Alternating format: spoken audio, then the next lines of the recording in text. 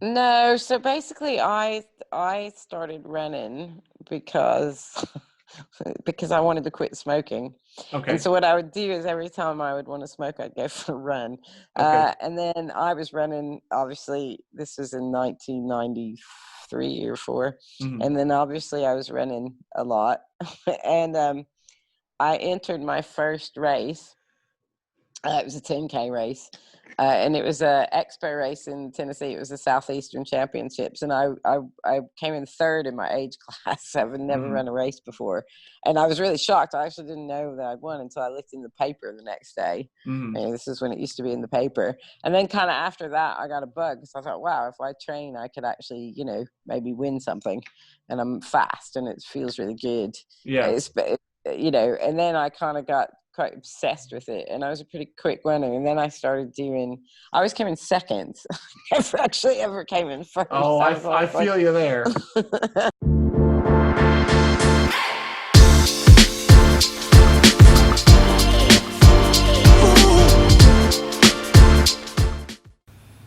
This episode of the Smart Athlete Podcast is brought to you by Solpre. If you're active at all, whether you're running or simply out walking for the day, you've probably experienced one of the number one problems that active people have, and that's chafing.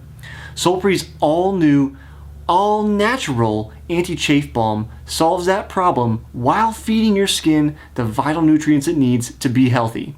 If you'd like to stop chafing once and for all and treat your body right, go to Solpri.com to check out the anti-chafe balm today. That's SOLPRI.com.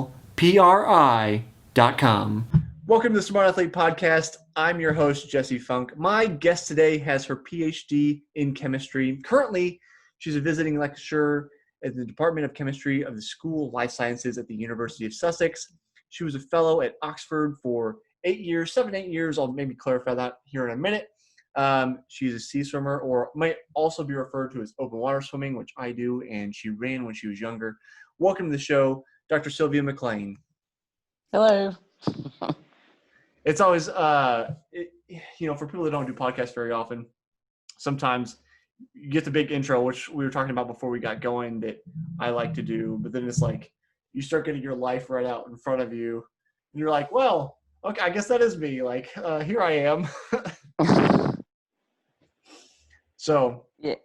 um, I want to ask you this kind of as we get started here. I've noticed, and I find, or my assistant finds, a lot of my guests on Twitter, there seems like there's a very active science community on Twitter that, you know, Yeah. kind of, it's not publishing research on Twitter, but just like sharing the research, sharing other people's research, things that are relevant, all that kind of stuff.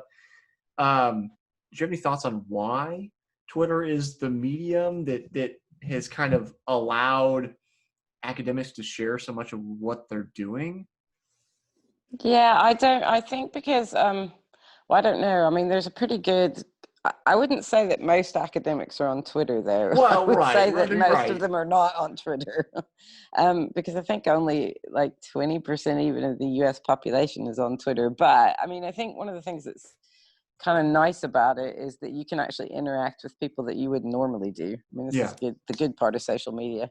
And so if you're trying to I mean, I've met a lot of friends on Twitter. I've had a lot of opportunities on Twitter. Like I used to write for a newspaper in Britain, and I think that was all down to the fact that I used to talk about stuff and blog and Hmm. interact with a community of academics. But I think maybe it's because of an audience. It allows you Right. also to commiserate with people that are doing the same thing you do across the world. Hmm. So that's why I think, and also, we're not exactly people that aren't egotistical, right? So Right. it's like, here's my research, look at me. Yeah. So I think that's part of it as well.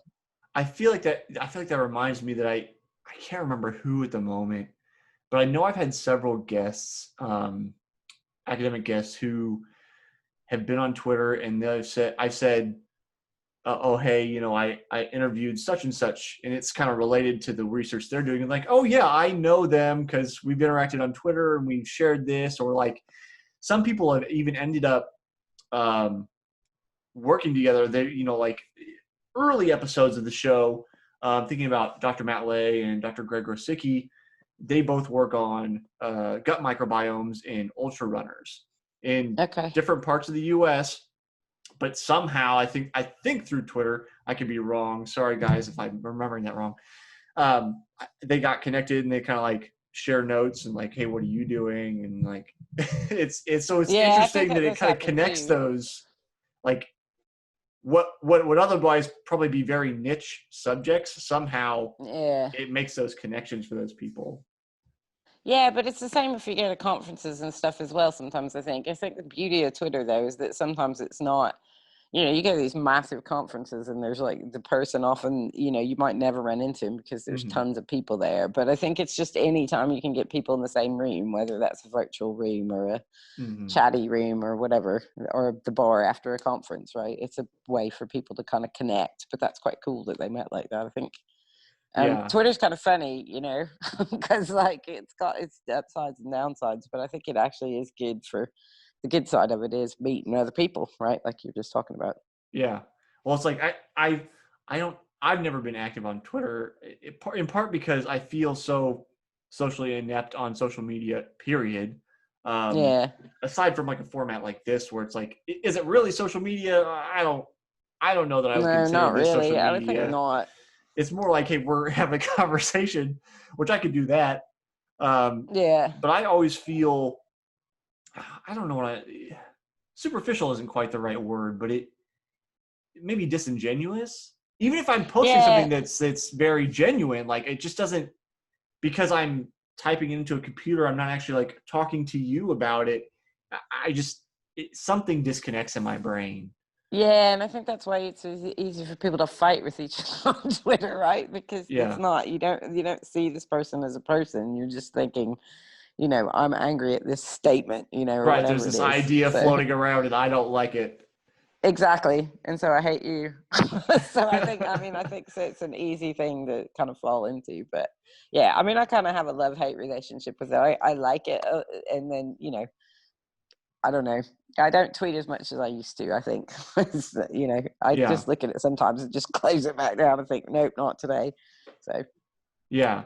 Well, so before we got going, you had mentioned you grew up in the U.S. and that's something I missed in my brief, but it makes a lot more sense now because I saw recently you're tweeting a lot about like the process of the election and those kind of things. And I have international friends who are interested in U.S. politics and what's going on, especially my Canadian friends.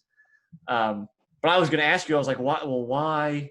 Like, why? Tweeting so much about all of that stuff recently. But that makes a little bit more sense. yeah, I have a vested interest, right?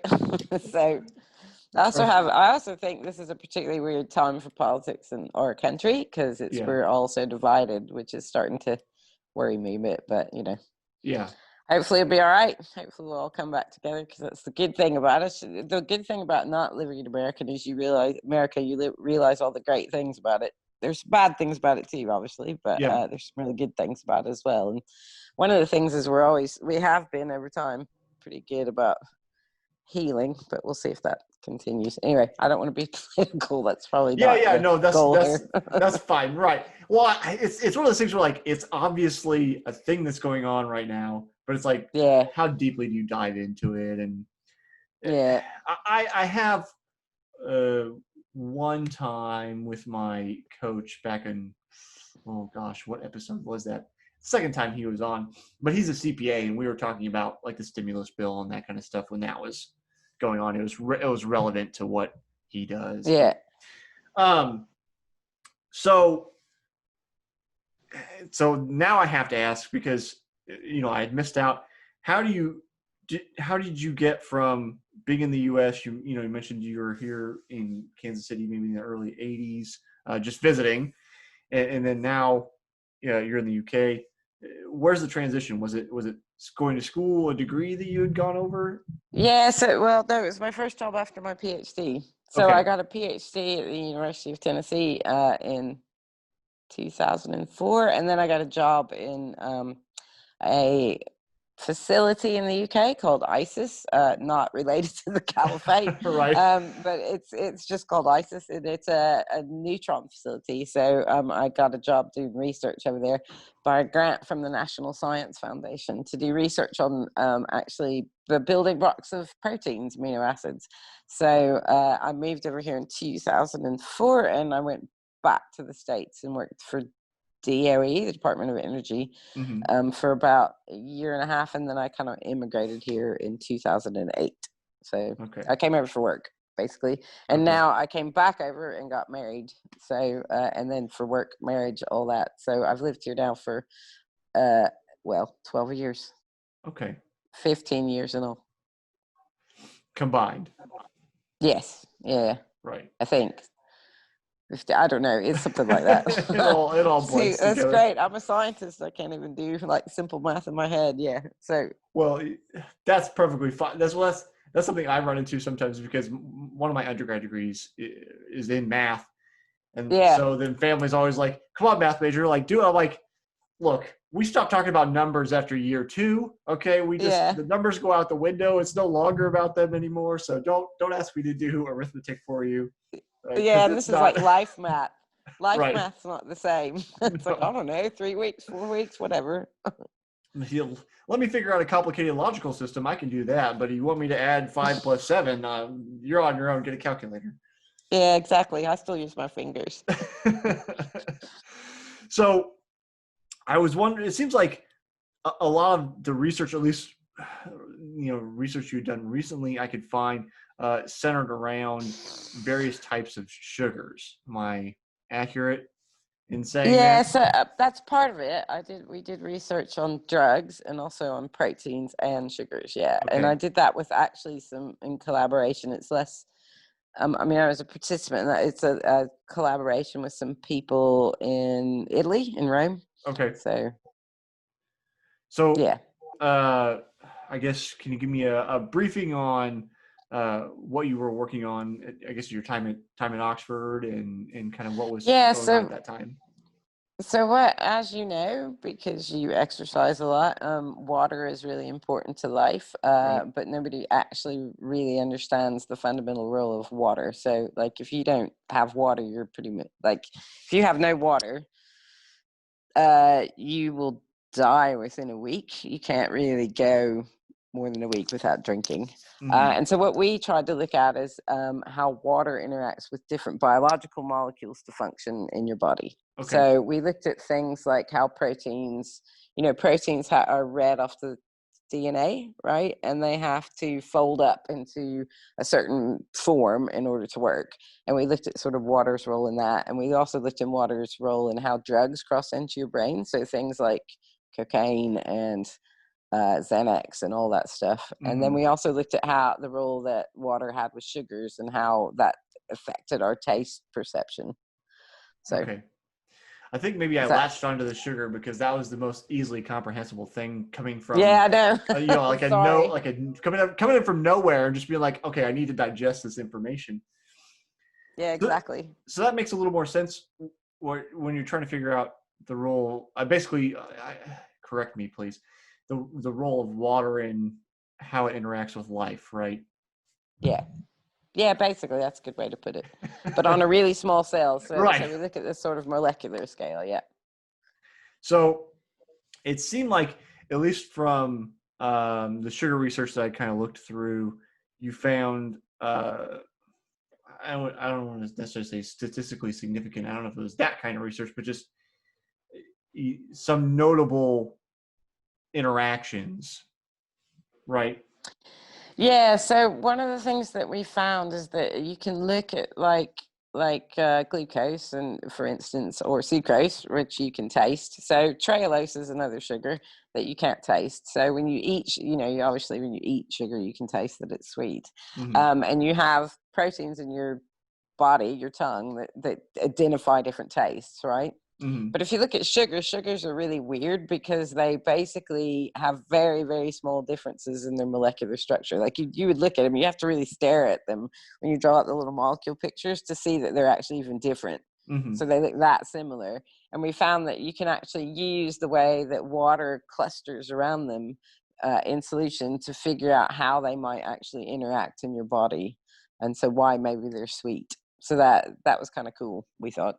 Anyway, Yeah. right? No, So well, it's actually the water that's the key to understanding why things are sweet rather than the structure itself, I guess.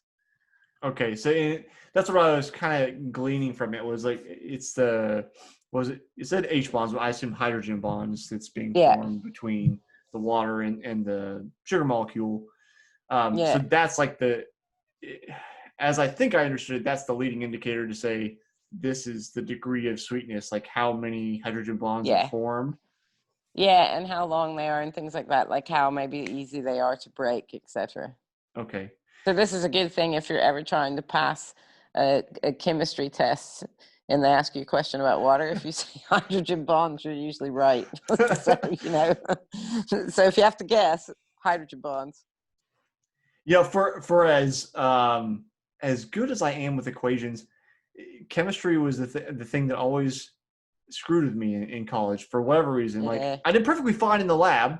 I could take it and yeah. apply it, but I couldn't sit down with a written test. I would like do terribly at the written test. Exact same Yeah, content.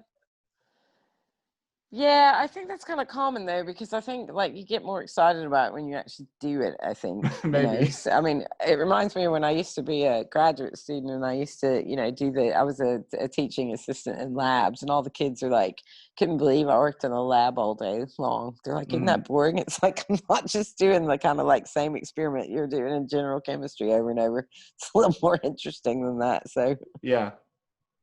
So if again, I'm fixated on the sugar because that was the thing I understood. Um, is there a I like to push academics for this answer, but I know that it's not perfect. Is there any larger implications or like indicators that now that we know this, maybe we can think like that it can affect how we think about sugar or how we think about food or oh yeah, for sure. Because you could think about, because there's whole industries that are designed around, well, like all the sort of diet industries that are designed around making chemicals that taste sweet, but that right, don't make you, don't have extra calories. So if you right, can think about a way to like look at a molecular structure or look at the hydration or water pattern and how water kind of interacts with this new sweetener you're making, and that actually can help you think, well, I can design this chemical, even though I know people, well, I don't know, you have to design this chemical that tastes sweet. But what I was thinking is that, I know people are like, people have this whole thing about, oh, I don't want to take in chemicals because I'm healthy, but we eat chemicals all the time, right? I right, mean, there's no, you know, some chemicals are harmful, some chemicals are not, right? right. So, Yeah, well, I deal with that too. So like the brand attached to this podcast makes skincare products for athletes, and so it's often plant based, and people like seeing yeah. like the plant ingredients, but then you also have to include the nomenclature that actually denotes what that plant specifically is. Like Oh, wow. Okay. instead of saying like tea tree oil, you have to like there's various varieties of tea tree. You have to like denote that. So the idea about like it comes up with food more often, but it also kind of comes into skincare. Is like if you can't pronounce it, like don't eat it. It's like, well, that partially has to do with your education level, doesn't it? Like whether you can Yeah, pronounce yeah. it or not. But I Yeah. always feel like talk to a chemist and you'll get a better understanding of whether chemicals are bad or good. Yeah.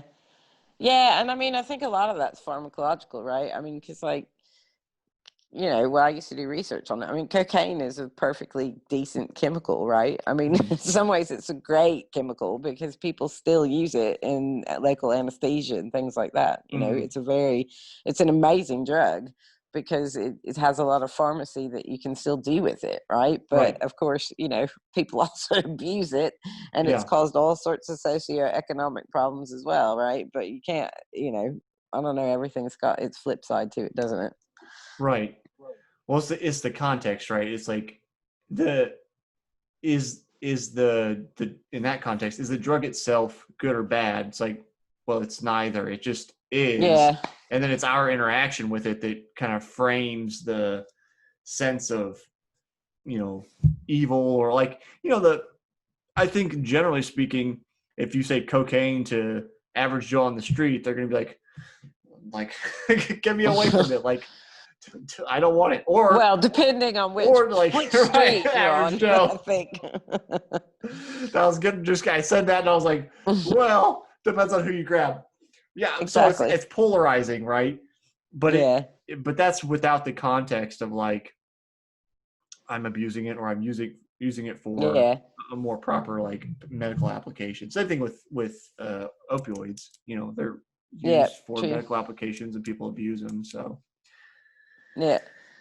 um, so you had mentioned, and as I kind of mentioned at the beginning of the show, you kind of made a career change roughly a year ago. I did. So, I mean, people, I know, and you probably know this, being from the U.S., people speak pretty highly of Oxford, or they have ideas about, this institution. So, as somebody who's doesn't work in academia and hasn't been to Oxford, though I have friends who studied there, it seems like this is the ideal place to be. So, why would you leave? Yeah, I know people. That is true. People do think that.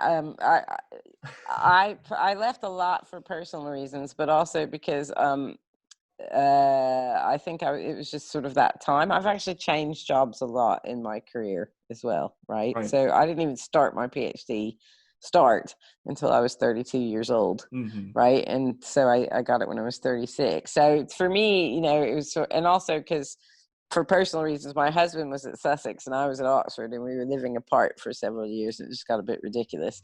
And also because I worked mostly as a fellow on soft money, and Mm-hmm. that's a hard job, right? So you always have to raise your own salary. I mean, consistently, and it just gets a bit wearing.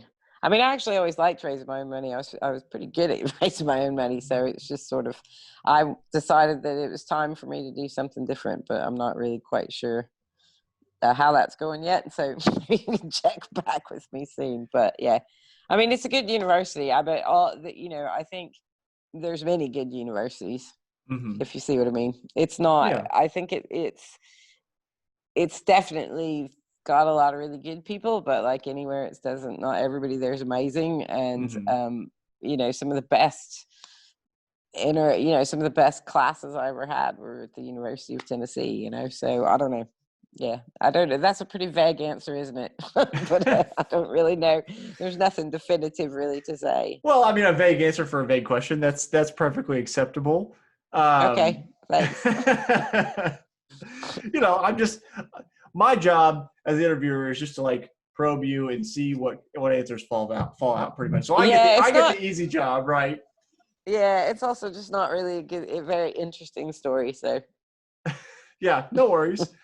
Um, but you did say, so you're raising your own money, and that's something that comes up when I talk to academics, is like the difficulty of getting grants in general to do their research. So you were writing grant proposals and doing that stuff every year, or how did that work? yeah, so I basically have had many fellowships. I had 4 fellowships. So I never actually did a normal kind of postdoc job. My first job was my own. I've always written for my own. I've always written and funded my own research. So I did Okay. that for 15 years. And I mean, which is great because you get to do. I mean, the good part about it is you get to do what you want to do, right? Mm-hmm. If you get the money. So I was writing quite often, but you also have to write papers.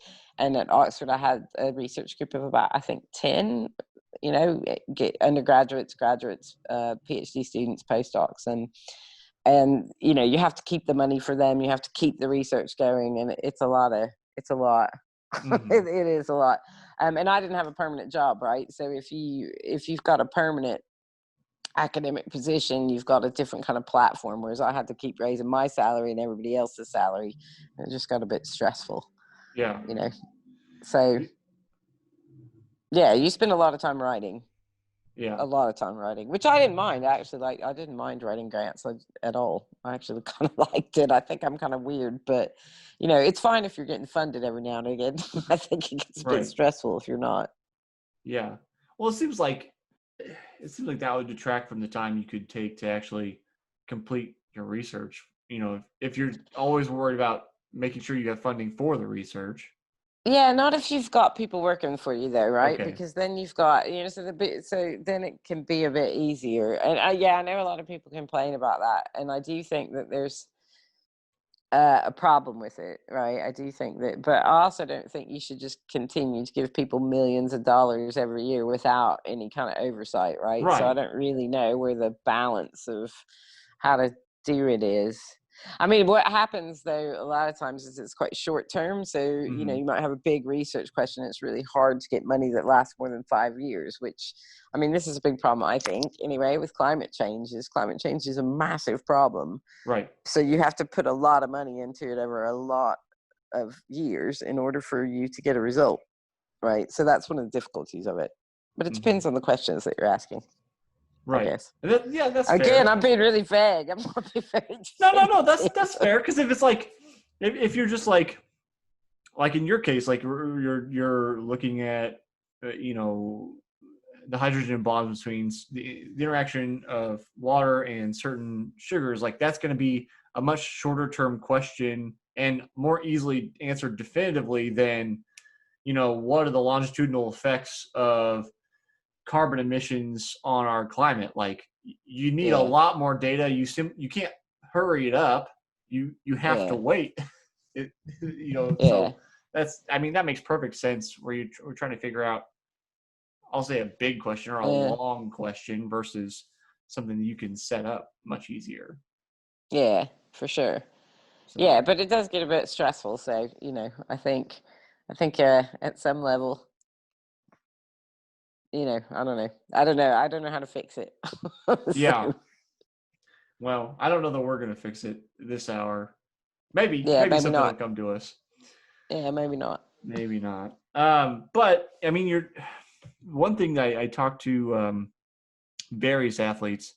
We talk about sometimes is that, like, their kind of athletic background helps lend them to have the ability to deal with the stress of that kind of situation because they're trained to do it. They've done it in another environment in terms of athletics, Mm, and then do it, in your case, academically or with other people career wise. Before we got going, you had mentioned you were, you know, more into running when you were younger, did triathlons, kind of had the bug, and yeah. road cycling, all that kind of stuff. Um, and that's stressful in its own right. So, Really? well, I mean, it can be if you're really Yeah, that's spending the true. time doing it. That's true. That is true. So how did that? So what's the progression here? Is that how you end up, kind of identifying now as a sea swimmer or an open water swimmer, is like doing Uh, running triathlon, road cycling, and then that's your like last single discipline, or no, so basically I started running because because I wanted to quit smoking.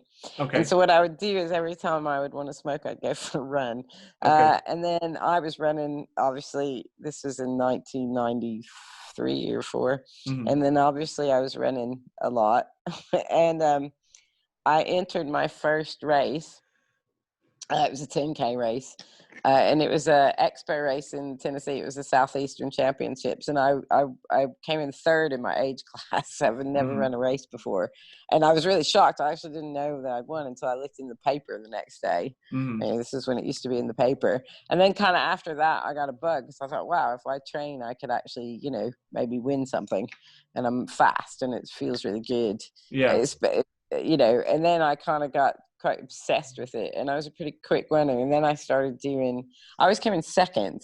Never actually ever came in first. oh, I I was I always like, feel you there, it's like, well, in my age group, and it's like I can't ever win. I yeah, always just come in second, and then I started doing triathlons, and then after that, I did cycle racing, and I had so I was pretty obsessed with it, I think. Yeah. So it did get it turned into a bit of a job actually. if Yeah, they're if you doing it really that get much. into it definitely can, for Yeah, which sure. I don't think so. Like now, so then I sort of stopped all that. I mountain biked for a bit before I went back to university. Before I went back to get my PhD, Hmm. and I think I got quite burnt out, to be honest. When I was doing triathlons, because you just train all the time. It's ridiculous. I felt like it was ridiculous, and I Yeah. know. For me, it was kind of good to stop, but it was very strange.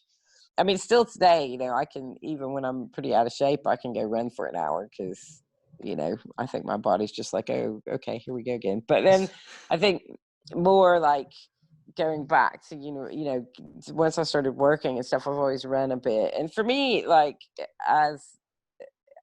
it's better to not be competitive anymore. If you see what I don't know how to say that. It's a lot nice. I had a really hard time when I started running again. I thought, okay, I'm going to start running again just about 5 years ago. I mean, like, seriously, not just sort of like I'm going to jog around the block Hmm. because I'm so slow compared to what I used to be. And that happens when you get older anyway, but it's like so slow. Yeah. And I found it really actually pretty upsetting, which really surprised me. Because you can't expect to be fast if you don't train, but at the same time, I Right. didn't, you know, and I just didn't really want to put the work in. So I was always, swimming was always my worst thing in triathlons. And I thought, you know what, I'm going to take a swim class. And I knew I was moving to the sea Hmm. and across in front of the seafront. So I thought, well, I'm going to take this swim class that's designed actually in Brighton where I live. It's great. It's designed to take people that are, swimmers, like, so people that just want to figure out, like, if you swim in a pool and you want to learn how to swim in the ocean.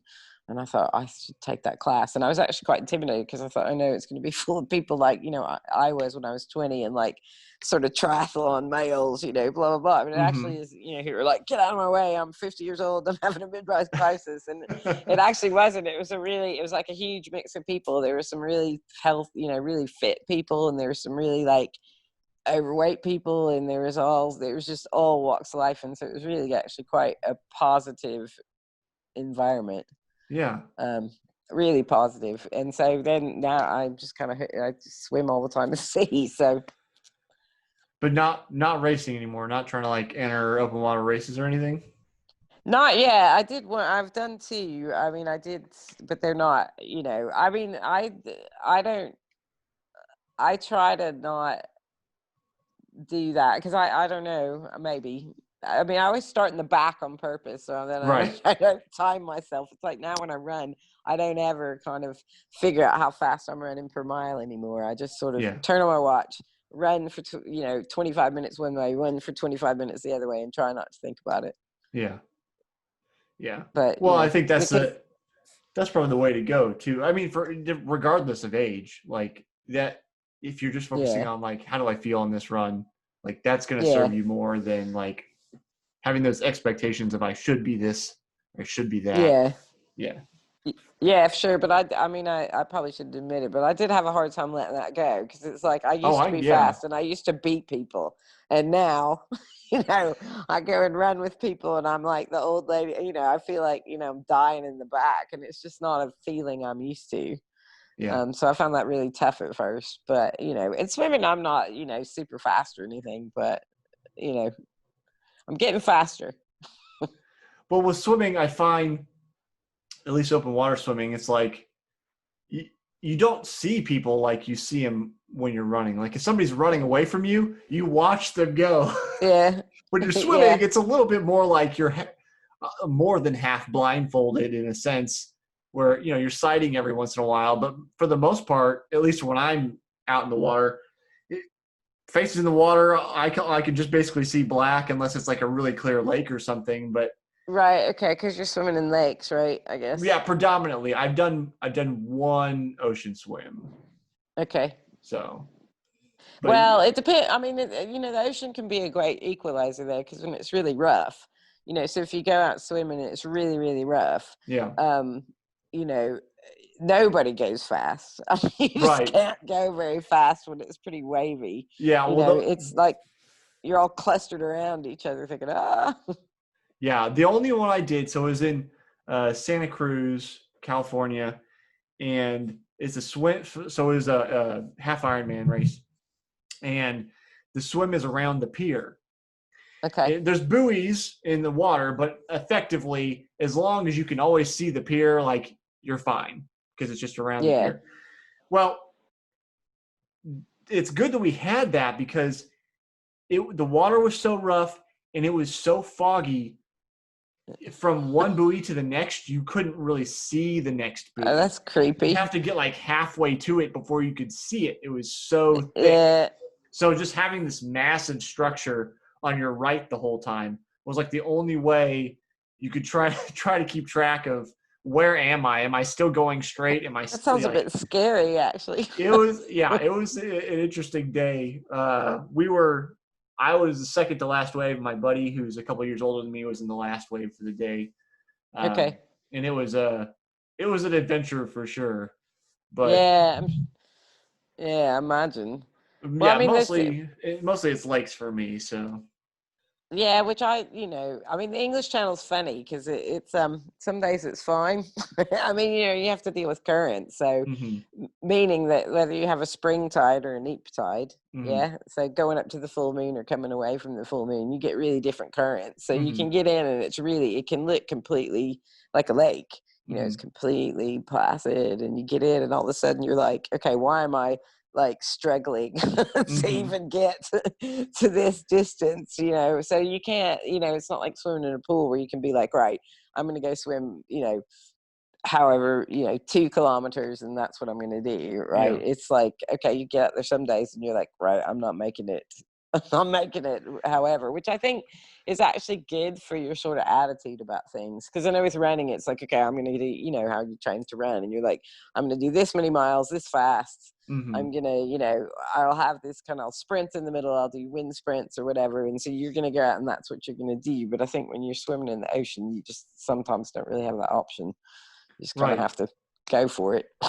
Yeah. Well, I mean, the ocean is bigger than you are. Like you're not going to tell it what to do. Like if it wants to Yeah. shove you one direction, it's going to shove you that direction. Yeah, and sometimes it definitely does not want you in it. I mean, you're there and you're just like, the channel's like, get out. This is a bad idea. Get out. And it'll sort of start rolling you up onto the beach. And you're like, okay, maybe I should get out. But Yeah. Is it?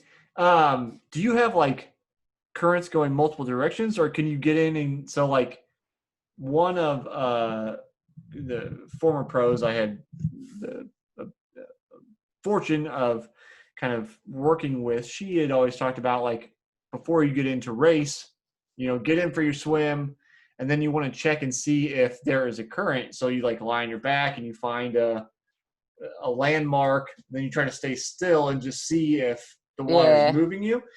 But there's on some occasions where it was like you'd get a shift somewhere and it kind of screw with your sense of so if like I'm supposed to be going straight and it's pushing me this way, then I actually need to swim angled to try to go straight. You know what I mean?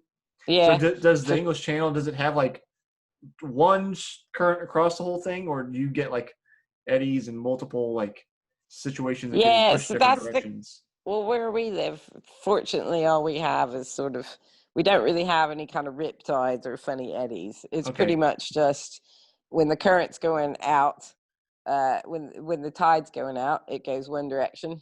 Okay. When the tide's coming in, it goes the other. So Okay. it just gets stronger or weaker depending on the time of the month it is, Gotcha. basically. So there's no kind of like, I'm going to get, it's not like Australia where you can get stuck in some kind of like rip tide and be pulled out to sea. It's not like that.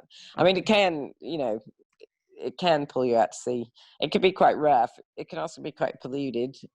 from, Mm-hmm. but mostly it's pretty, and we tend to, especially during lockdown. So one of the interesting things is during COVID, the people that run the seafront, like the lifeguards are like, please, please, please don't swim out to sea very Mm-hmm. far because we can't rescue you very easily. And if we do, they're going to ban swimming on the seafront. So we could still, even we had like a pretty severe lockdown in the UK, and they Mm-hmm. still allowed people to swim because obviously, you know, you need to get some exercise, one, and two, I mean, it's not like you can social distance pretty effectively when you're swimming in the sea. So, Right. um, yeah, so we swim along the shore, most of the time. So you don't have to worry about going around a big pier or whatever. You just kind of swim run direction. So every day you check the current and figure out whether you swim. So normally you swim into the current, right? So against the current to begin with, and with the current coming back, unless you're stupid like me and mess it up sometimes. Yeah. You know, like, wow, I'm going really well. I'm going really fast. And then you have to turn around and you're like, oh no, Yeah. I've got to swim all the way back home. I'm not going to make it. Yeah. Well, but you just keep swimming. You'll make it eventually, hopefully. I guess if you're staying parallel to the shore, then you can always just get out and walk. Yeah, it's like duck in at some point. But you also have some pride with that. You know, right. I always think that. I think, I'm going to get out and, I'll get out and walk. And then I think I can't do it, So, and we have piers here as well. So you can swim around the pier. There's all sorts of different places you can swim. So, and a lot of people I swim with are actually some of them, because I swim with a master's group, are sort of, when the pools aren't shut, they're planning to do these big, you could swim across, a lot of people still swim across the channel, right? So what's the distance? I forgot. I know I've looked it up at some point, but I think it's like 17 miles at its thinnest, but there's a lot of current problems in there as well, and I think now it's a big shipping lane. So if you're going to do it, you got to get a boat. It's not cheap. Yeah. So it's not like you could just be like, I'm just going to go swim across just going to go do it today. Yeah, exactly. So today's a good day. Why not? But we have a big wind farm out from us, and there's some people I swim with that have swum from the wind farm back in, and that's about 11 kilometers or so. Okay. Or 11 miles, I think. So either way, I mean, for most people, either one is going to be, you're going to be swimming for a little while. Yeah. I mean, it takes a good 8 hours, right? Yeah. So. Yeah. Yeah, I think I'm not quite up to that. I'm trying to think for comparison, what do I do in the pool? So no currents, anything like that to deal with. I'll do, I don't know, 2,500, 3,000, so 2.5 to 3 kilometers an hour. But then you start getting pushed around and you slow down considerably. Yeah. So you can still swim. I mean, it also just depends on the currents, and two, how turbulent, how many wavy it is, right? Right. So, I don't know. There's some woman last year that swam across it 4 times consecutively, like one way back the other. Yeah. But it's horrible. She wrote a blog about it, and the whole time, like, this is my, the whole time you're like, she kept throwing up all the time, and she was sick most of the time, and like just her whole nausea, seasickness kind of situation. Yeah. Okay. Yeah, she couldn't eat, and the whole time she like wrote this whole article about it, and I thought, I mean, this is we're getting older. You're like, why are you doing this? If that happened to me halfway through, I'd be like, just get in the boat, lady. It's not, at some point, I mean, this is why, interestingly, I think I like pushing myself, but there is a point where I just think, come on, this is not rational. Well, I mean, it's inside. Everybody has that like point, don't they? I'll call it the follies of youth, right? But I mean that in like an endearing way. Is like, when, not that I'm old. I'll only be 32 here soon, so I'm still 31. But it's like, I just noticed there are certain things where I don't care anymore. Like I don't have as much ambition to do silly things like that. Like I'm not going to be like, let's swim across the English Channel 4 times. Like, no, I'm good. Like I'm gonna go get like a croissant or something, and like it's.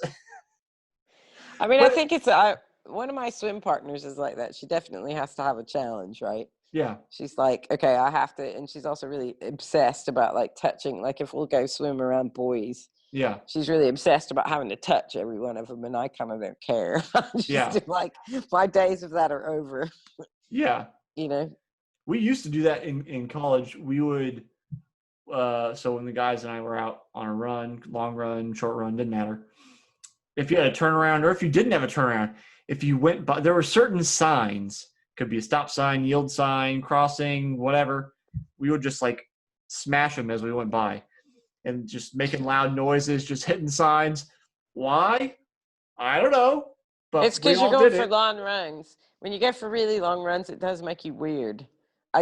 Maybe. I think I'm like completely convinced of this because when I was doing triathlons a lot, and this was like in the 90s when there weren't that many people doing them, right? Hmm. So people thought you were even weirder than they do now because Oh it yeah. seems like like now it's sort of funny because so many people and so many friends of mine have done Ironmans, which just seems really hard to me. Yeah. Because I never did that. I only did Olympic distance one, and I was really quite fast at running. I'm really quite good at it, or back in the day, not anymore. But I always liked sort of events where you didn't have to really eat during them. I sort Right. of felt like if you have to ingest food, that is not my event. Yeah. So I was good at about 15 to 18 kilometers, and that was Yeah. about like my limit because I just don't like having to eat. But now, like, so many people kind of do all that, which is amazing. I mean, it's great. It's great for the sport, right? Yeah. It's a great thing for people to be fit. But back in the 90s, it was a whole different, but it does make you kind of weird, right? Because I don't think you're so depleted of food all the time. Hmm. Also, like, I was really poor at the time and I just ate constantly. I do miss that. I do miss all the eating, Yeah. sort of. I'm training and I had to wake up at 3 o'clock in the morning and have to eat because I was so hungry. Yeah. I don't have that issue anymore, but Yeah. That's kind of there's a whole love-hate culture with food and endurance training because it's like you've got to eat to fuel, but you can't eat too much. You got to eat the right thing, but then there's some people, and especially as you're younger, like feel like you can just get away with eating whatever. Like your metabolism's so high, you're putting in a ton of you miles. You're just like can. I'm just gonna eat whatever, even though it may not be optimal for like for training. You can get away with it at that point. Yeah, but I don't know how much difference that makes at I mean, I know a lot of people, like probably you've talked to and whatever, think it makes a massive difference. So one of the things I really wanted to do when I was There's a younger, and certain point where it doesn't matter as much, and it's just like calories are calories. yeah, yeah, for sure. And fast calories, you need them, Right. right? I mean, I only was in one race in my life. It was this 17-mile trail run. It was the best race of my life. Well, it would have been the best race of my life, except for I completely crashed. I'd never had a crash before. Mm-hmm. And I still remember looking at other people and seeing, I was running up the hill. It was like the end of the race and looking at these people and they were walking. And I was like, oh, that looks like a good idea. And all these people passing me and just not really caring, because your blood sugar drops. So definitely, Mm-hmm. you have to eat to kind of keep that up. But I mean, I think maybe it's just because I'm old, but I think people get a little too obsessed with the nutrition part and less upset, in a way that I don't think matters as much maybe as people think it does. Mm-hmm. Maybe I'm wrong about that. I don't know.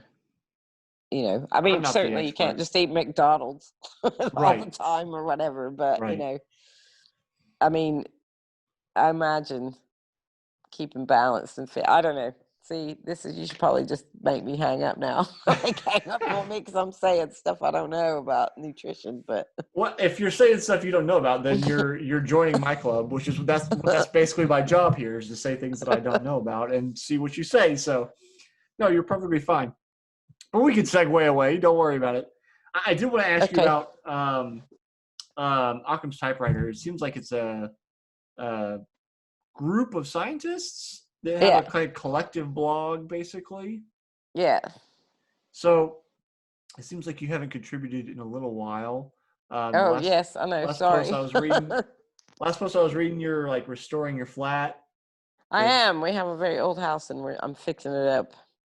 yeah, I was reading you'd used the peel away, and I felt your pain. You're talking about how expensive it is because so I live at the houses here are obviously even the old ones are young in comparison to the stuff in the UK. But so I I live don't in a know. You house. get some pretty old houses, though. 100 So years my house old. was built in 1930, and so like you can see behind me this now brown door. If you go back to early episodes, it was painted. So I have stripped and refinished Good all for the doors you. upstairs. Or actually, if I can, there's one hanging out over there that's not refinished yet. I stripped the paint off of it, but Oh, right. I Okay. still need to do the staining part. But it's lead paint at the bottom. In here, particularly in the office, 8 layers of paint thick, trying to get it Yeah. all off. and my Peel friend away. had recommended that stuff because it's like super effective. It's used for Yeah, restoration, but it's ridiculously expensive. So it is. I didn't end up using it. I ended up getting like a sanding setup with a HEPA filter vacuum and that kind of stuff because I had so much work to do. I still do. How expensive is it there? Uh, I I don't know how big the bucket is. Like that basic bucket, what was it? Somewhere between like $40 and $50, I think, for one bucket. And I think one bucket was maybe going to cover a door or half a door or something. No, well, if you buy a 15-kilo bucket, it goes a long way. It's Okay, worth it. yeah, the bigger ones I don't know. It was like the whatever their smallest unit was. That's expensive. Yeah, that is It seemed expensive. pretty pricey. I was just like, there's no way. I was like, I'm gonna have several $1,000s in stripper trying to take all this paint off. Yeah. Well, you can't really see my house. I could show it to you if you want, but it's because it's a huge house though. If you look at it, these are like, we have these big Oh ornate yeah, the ceilings. ceiling's cool. I mean, So because this if you're window, not on YouTube, you're missing out on the show right now. If you're just listening to the audio version, you'll have to check out the YouTube version. yeah, well, I mean, YouTube is great. My friends are always like, "Oh, you should do a YouTube," but video of doing it. But you have to set up a video and like record yourself and then Right. fast forward it. I just don't. I mean, it's gonna be bad enough listening to myself on this thing, right? I don't really want to do No, it. you're But fine. yeah, so yeah, no. What were you talking about? Restoring houses. Yeah, the peel away. And my blog. Yeah, I haven't Yeah. blogged for a pretty long time. I think part of it's because now that I've got a new life, figuring out what I do a lot of I'm doing a lot of freelance work now. So, Mm-hmm. and I don't and I've also like for most of my things, I write when I feel like it, when I have the luxury to do that. I have a very hard time writing when I'm forced to. Right. Because then it's just really boring. So like it's boring for me. It might not be. I mean, maybe the stuff I write is boring for other people now, but yeah. Yeah, but it's collective of a bunch of people. And then we all used to kind of write for a newspaper here called The Guardian. And then some people continue to do that. It's mostly about science-based stuff, though, I think. Yeah. And everybody that's on that site is a scientist. It just seemed interesting. I don't know, because obviously you can have like a online news publication or like the online version of the Guardian or whatever kind of traditional news outlet that has multiple contributors, right? But yeah, I don't know, and maybe I live in my own bubble, which is perfectly possible. But I don't know that I've really seen like a collection of people writing a blog like that didn't try to like brand as this is Science Today or like actually try to make something more official or you know what I mean? Like the Guardian or what, like come with a brand name and somebody's in charge of building this business. It's just like people are publishing stuff in semi-regularly, but it doesn't seem like it endeavors to be more than what it is. Like it's not trying to be some big corporate entity. Do you think that's a good thing? Right.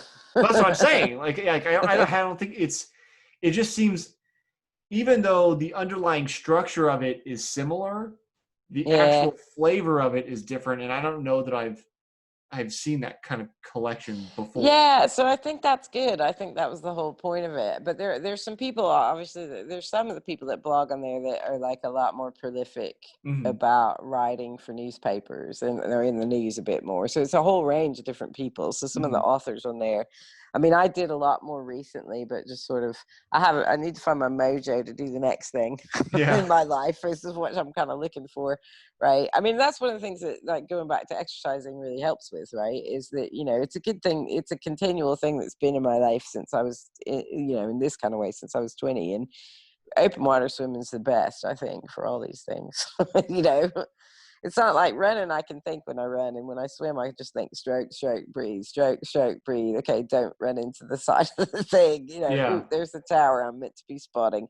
Oh, that person's faster than me. Oh, look, here's all the fast people, 19-year-old triathletes passing me, or whatever. I think it's really quite healing and good for that. But yeah, Occam's, it's a good kind of group of people that actually we all kind of met over Twitter, speaking of Twitter.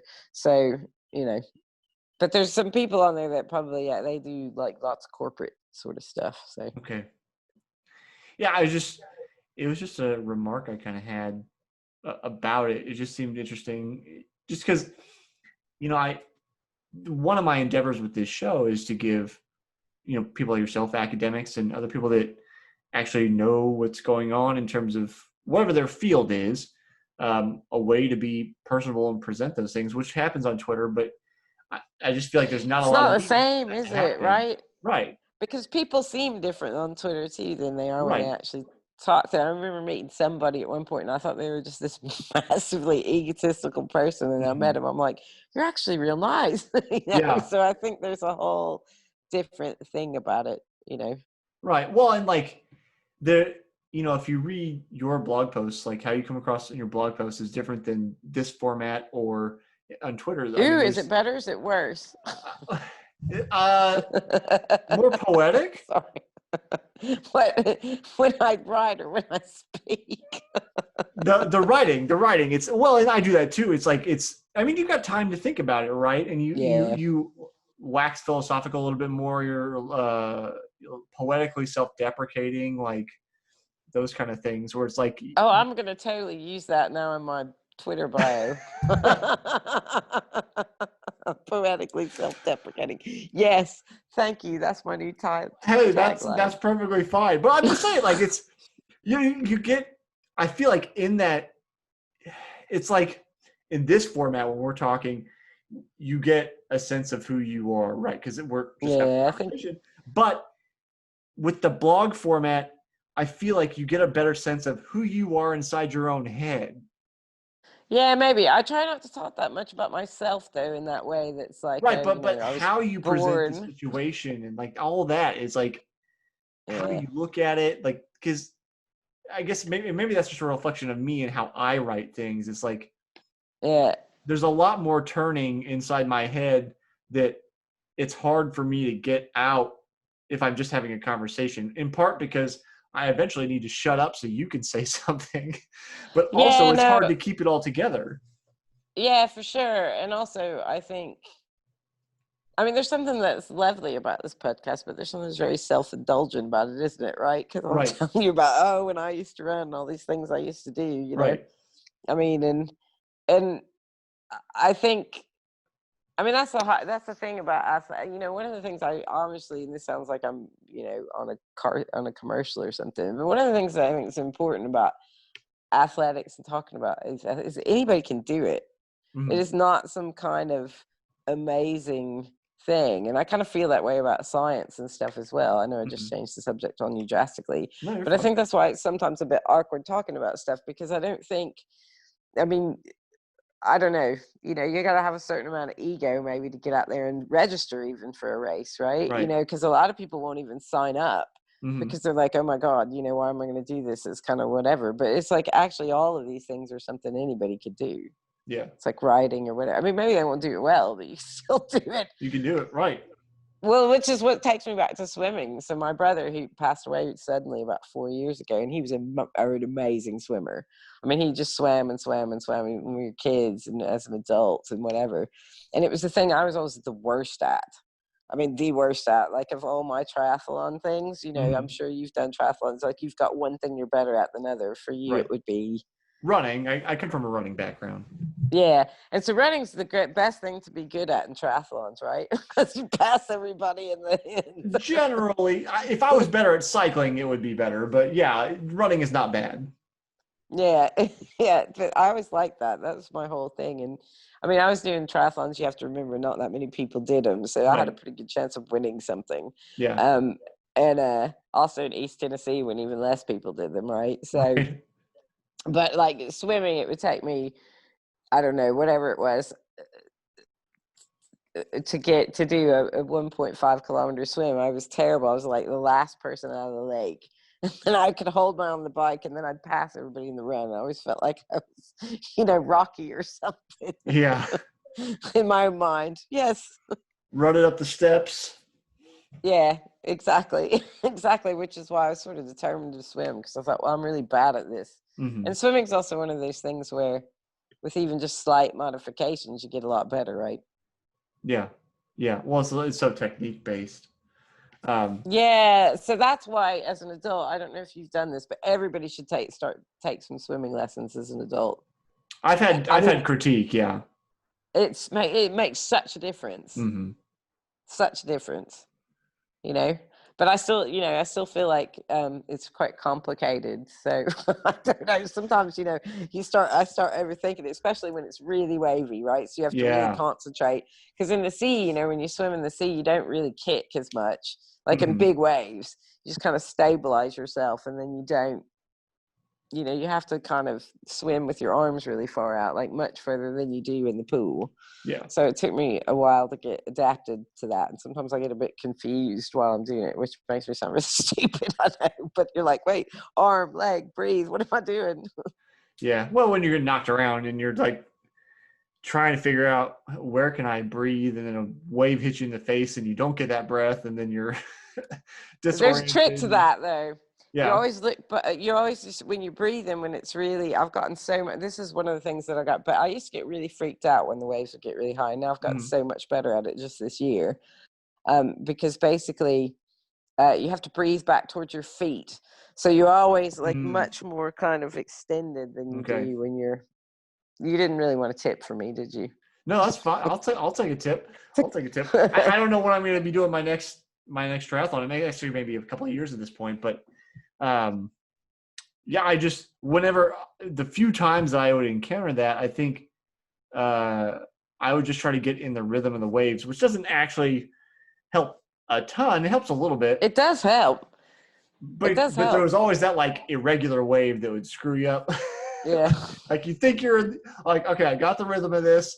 Oh nope, here's the extra one. It just but yeah, that was kind of my ad hoc adaptation to dealing with being in a wavy environment was just what's the rhythm of the current coming in and go with that. It's a good one though, because that's like, if you is it doesn't matter how big the waves are, if you time your breathing right, because they do Right, and have just a try to kind of. feel like when you start going down, breathe then instead of like when you're going up and the wave's about to go over you. Yeah, and it's funny though, because a lot of times when you swim in the channel near, it can feel quite wavy, and then half the time you can actually stand up because it's low tide. Yeah, So you're like struggling, you're like, feel like they're in this really big epic thing. You're like, oh, they could make a movie about me, and then you stop and you stand up, and it's up to your waist, and you're like, okay, that's just sad. yeah. you know.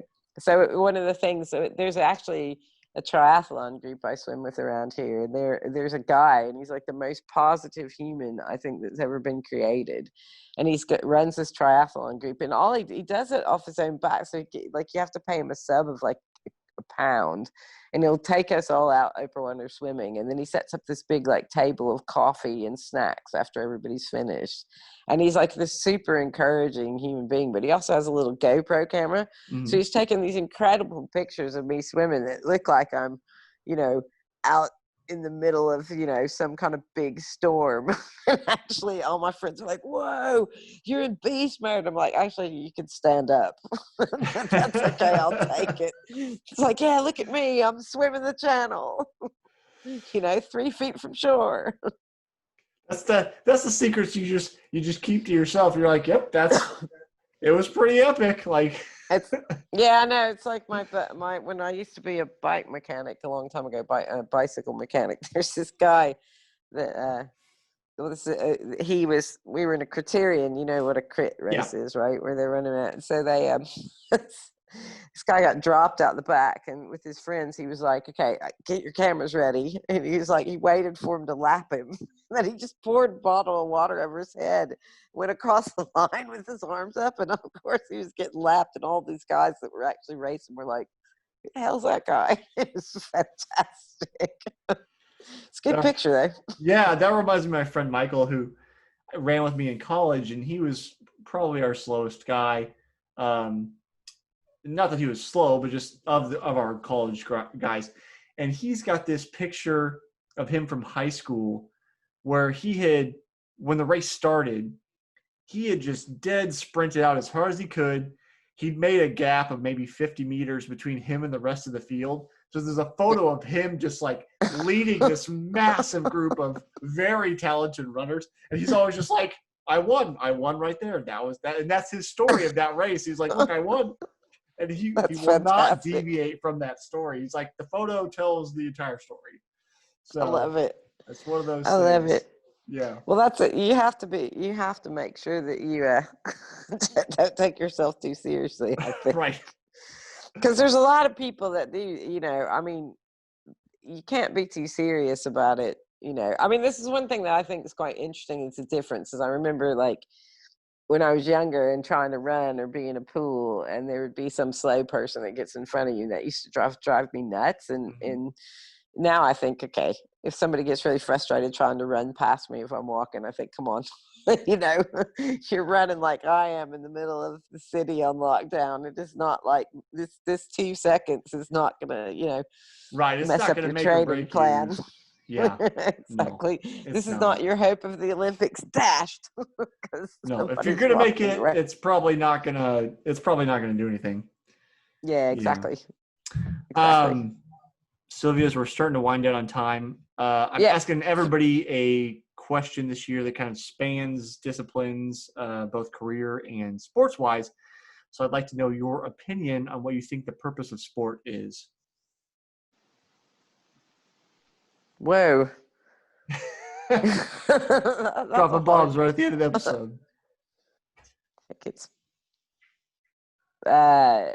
That is a really general question, isn't it? Mm-hmm. So for individuals, I mean, I think it is something that brings people together, right? Almost everybody likes some kind of sport, even if they don't admit it. Even if they're like, well, I don't watch sports or whatever. And but what I will say is that team sports are being with a team. So there's a guy that I knew that worked in a big company, and they were trying to go back and look. I am answering the question, I promise. They were trying to look back through what made people successful as entrepreneurs, and they came up with 2 things. Do you know what those 2 things are?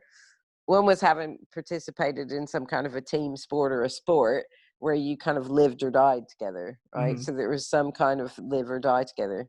And the other one is kind of irrelevant, but it was whether or not you've worked in a really crappy job.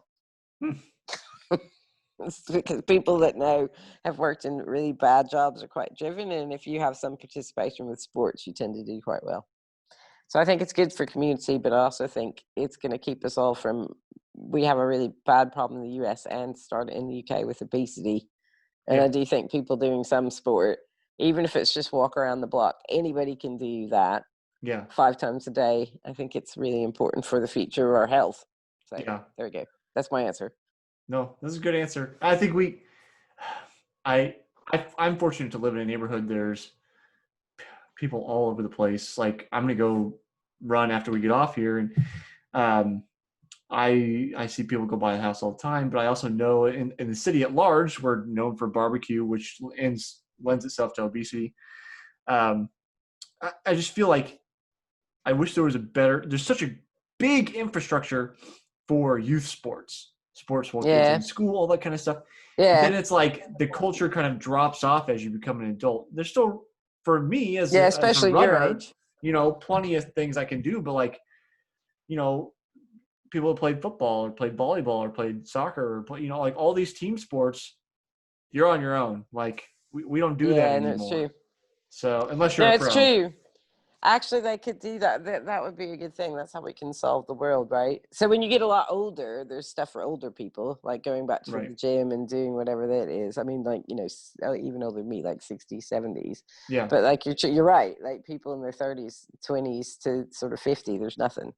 Right. I mean, swimming, this is good for swimming because swimming usually has masters teams. Right, you can do masters, and it's like the individual sports you can do, but it seems very difficult to put together a team for anything. And I don't know if which you should do. I mean, I think that would be something that, if you could get people to do it. But people, I mean, this is the other thing, is that one of the reasons why I quit Oxford as well is that, you can get so wrapped up in your busy life that your busy life becomes everything. And I think, at some point, sport's really important because, what are you doing to enjoy your life? And, if you actually, and running sucks if you don't do it all the time. I mean, like if Yeah. if you go out and try to run once every couple months, you're like, this is horrible. Yeah. But then there's that point after a month. It's what I tell my friends when they start. They're like, I hate it. I'm like, you got to give it a month, because Yep. then you get that feeling.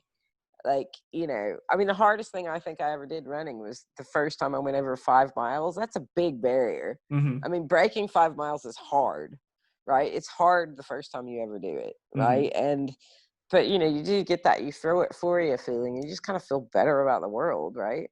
I mean, I can be having a really bad day and go swim in the sea and I feel better. Yeah.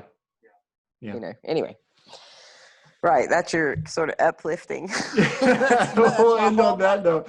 Sylvia, I did the Hallmark carpet. All right, thank you. Yeah, no. If people want to see what you're up to on Twitter, see what your research, any of that kind of stuff, if you get back into research or see the previous research you've done, where can people you find made me you? feel guilty. No, I you're need to start fine. blogging again. Guilty about blogging. Yeah. Where can people see what you're up to? Twitter, my Twitter account, and I'm also on Instagram. Not that that's just pictures of my house and swimming in the sea, to be honest. I've lots of sweet sea swimming pictures. Well, so if you like that, then check out Sylvia's Twitter account, which I think we'll put in the description. And then if you're on YouTube, it's probably on the screen at this point. So, Sylvia, okay. Thanks for hanging out.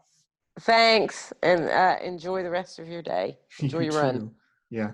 Okay, bye.